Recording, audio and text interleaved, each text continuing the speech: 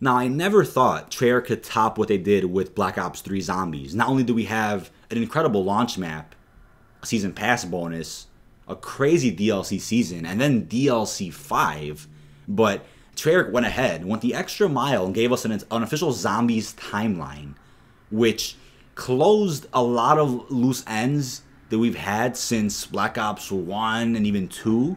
And there's still a couple left for Black Ops 3, but without a doubt, they'll definitely be covering all those within Black Ops 4 Zombies. But here's how they're going to prevent what happened with dry Call of Duties over the year, especially Infinite Warfare and World War II.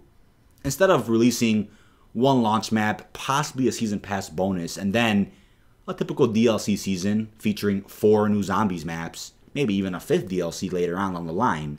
But they're coming out with 3 zombie maps on disc at launch, with the possibility of a 4th if a season pass bonus is included. Because right now, a season pass hasn't been confirmed. There's probably not going to be a typical season pass. The rumor right now is that multiplayer DLC is going to be free, and there will be a zombies season pass. So whether or not map packs release as we're used to, or we're going to get monthly drops like Modern Warfare 3 had, is up in the air right now. We'll have to wait and see. But 3 full-fledged zombie maps, a map called 9, a map called Voyage of Despair, and yes, Blood of the Dead, the Mob of the Dead remake, not remaster, but remake that we've all been waiting for.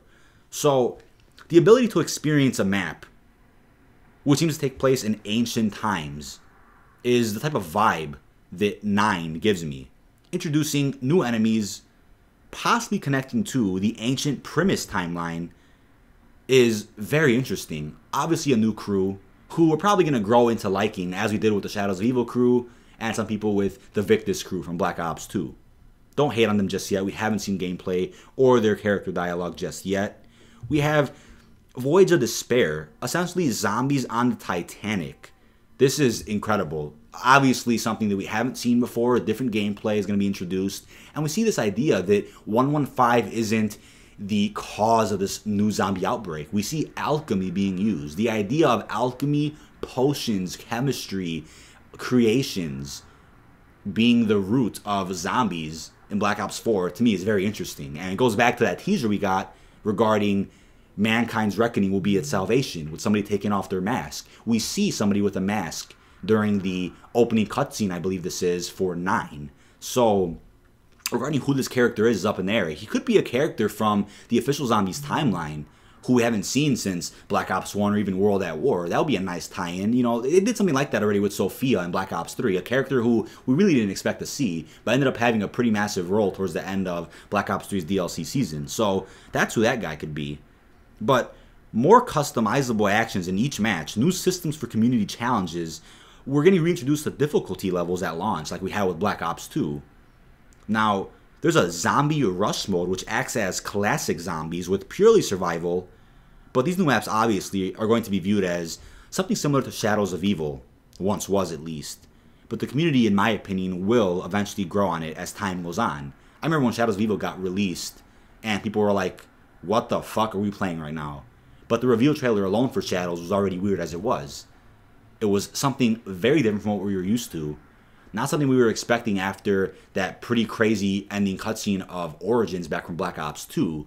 So at first we're like, is this a new story completely? Did we abandon what we're used to? But the Giant, of course, came out. Primus was back. So we were like, okay, it is continuing. And as time went on, Shadows kind of weaved its way into the core zombie storyline until we figured out that, hey, there's a multiverse going on here. There's an overarching story around what we're used to that does make sense if you take the time to read about it. But if you didn't read about it, if you don't give a fuck, then obviously it's confusing as shit. But the Shadow Man, Margwas, Keepers, the Ether, everything is connected to when zombies first began. And it's really cool to see. So seeing a new storyline doesn't frighten me at all with Black Ops 4 Zombies. I know that in the end, this will connect in some way, shape, or form, even if it's in the smallest reference, the smallest character, anything, it will connect to this overarching story, and it will probably better help or aid the community in understanding the entire zombie storyline.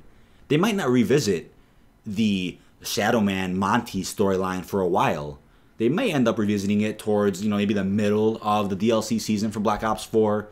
But obviously the importance is getting the community engaged, the gameplay-wise. So yes, we have these massive Easter egg-centric maps like Shadows of Evil, and like these new maps we're going to be seeing in Black Ops 4. But the zombie rush mode is literally for those people who want to sit on the couch and just shoot and kill zombies. I'd much rather have all this content for zombies than a traditional campaign. Because once again, a lot of the campaign team later works on zombies throughout a Call of Duty game. So again, sacrificing that for this is just, it's a no-brainer. We need this. This is incredible. So for those hating on zombies right now and saying this looks like shit, the characters suck, just wait. And obviously, we don't have to waste our time and talk to these haters to say, wait, just give it time. Because what happened with Shadows of Evil? It's considered one of the fan favorites right now for Treyarch zombie maps. So in terms of Blood of the Dead, I kind of expected them to bring us something sort of as a safety, because once again, Shadows of Evil got revealed. People were like, what the fuck? Then the Giant trailer came out and we're like, oh, okay. And it kind of helped people accept that, yes, we're getting a new experience, something we haven't seen before, and then we're getting something we're all used to. So that kind of aids both worlds in a way, the best of both worlds. So after Blundell and his team showed off 9 and Voyage of Despair, a lot of people had a weird taste in their mouth. They were like, okay, I'm probably going to like it later on. But then we get, obviously, that reference to Mob of the Dead. People stuck in purgatory. And we're like, oh, shit, it's Mob of the Dead. And yes, obviously, everybody was screaming. Everybody knew what was coming on. Then they put out a little trailer. Probably, like, I'm going to say this is probably the first minute of the opening cutscene for Blood of the Dead. And we see, obviously, Alcatraz, the candle getting blown out, and holy shit, there's the Primus crew. So either we're going to be seeing the gap in between Zetsubo no Shima and Gurad Krovi when the Primus crew travels to Mob to get their blood vials filled, or this is something even different, because obviously the blood vials are empty as we see in the trailer. So could this be them going back for more blood at a different point in time? We just don't know. And obviously, Blundell wrote the Zombies comic with Craig Houston and some other people for a specific reason. Not only is it closure for the Victus crew after the events of the Maxis side of Buried back in Black Ops 2, but it's obviously foreshadowing some type of story element that we'll be seeing in either Black Ops 4 or another game. But I know for sure Victus isn't done with yet. And just because we didn't see Victus in this teaser trailer doesn't mean that they won't be featured in the main Easter egg on Blood of the Dead.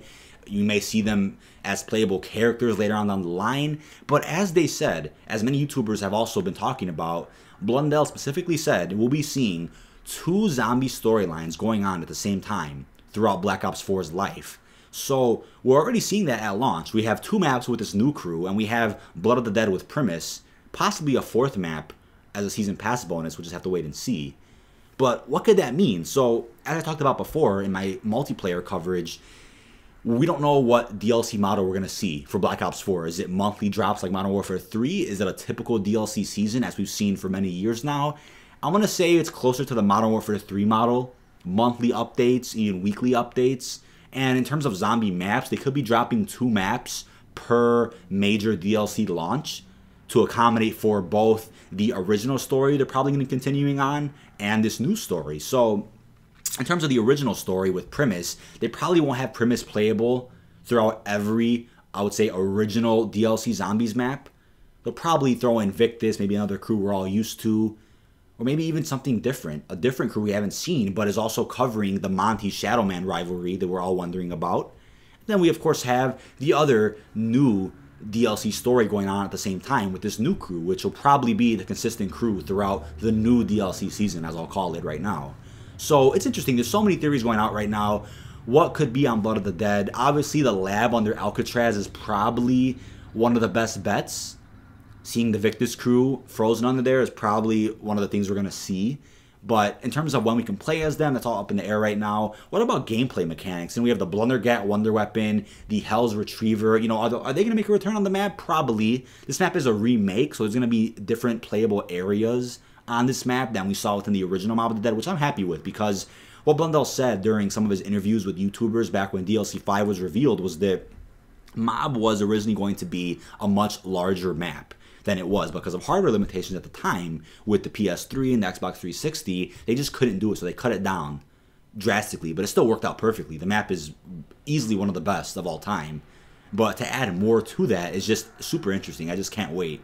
Now, once again, seeing the return of Primus also means that we're going to get a direct continuation from Revelations. Everything we wondered about, it's all going to be continued. And again, it's their safety. Yes, they're doing new things. They're doing things they want to do with zombies, but they're not forgetting about what makes zombies the game mode that it is.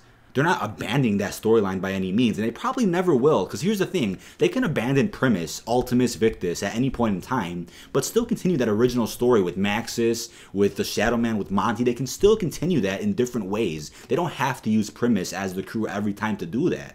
So be expecting plenty of surprises with zombies this year. There's just so many possibilities, and we could of course expect game modes like Turn, the Grief, so many other modes to make their return in different ways throughout Black Ops 4's life. We just don't know what to expect right now, and I'm super hyped about that. And let me know what you think down below in the comments. We have 9 Voids of Despair and Blood of the Dead to dig through when the game comes out. We're gonna have huge Easter egg hunts going on over the course of probably even a week, because I don't expect each map to get solved in one day unless there's a significant amount of leaks.